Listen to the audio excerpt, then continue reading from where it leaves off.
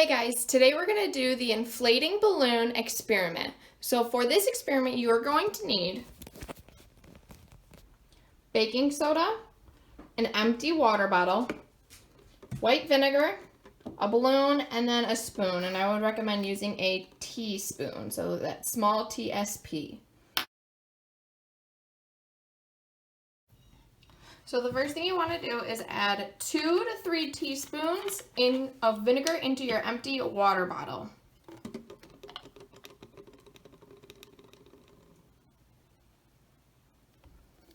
You have to be really careful.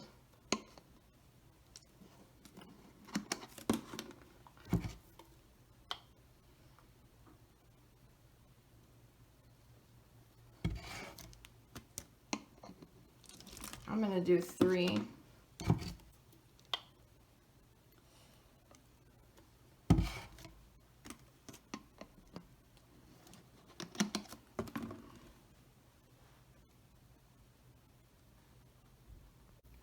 Next, I need to add 2 to 3 teaspoons of baking soda into my balloon. And what I'm going to do, since I don't have a funnel, is I'm going to use a piece of paper and funnel it right into my balloon.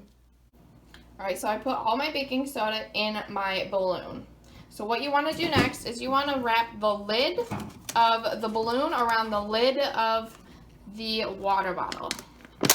Ooh, you don't want any of the baking soda to go in there yet. So you want to wrap your balloon, the top of your balloon, the lid of your balloon, around the lid of your water bottle. So all the baking soda hasn't gone in yet. So what's going to happen is we're going to lift the balloon up, and all of the baking soda is going to go into the vinegar, and it's going to make a chemical reaction. So I'm going to lift you guys up for this.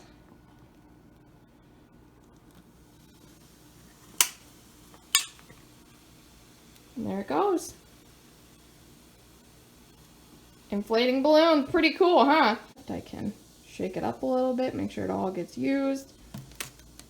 And there it goes, it inflated your balloon. But Ms. Hillman, how did that work?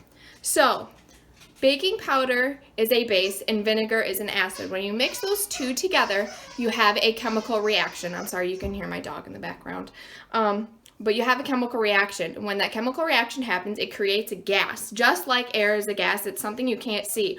But there's so much of it that it inflates the balloon as it's being released. Pretty cool, huh?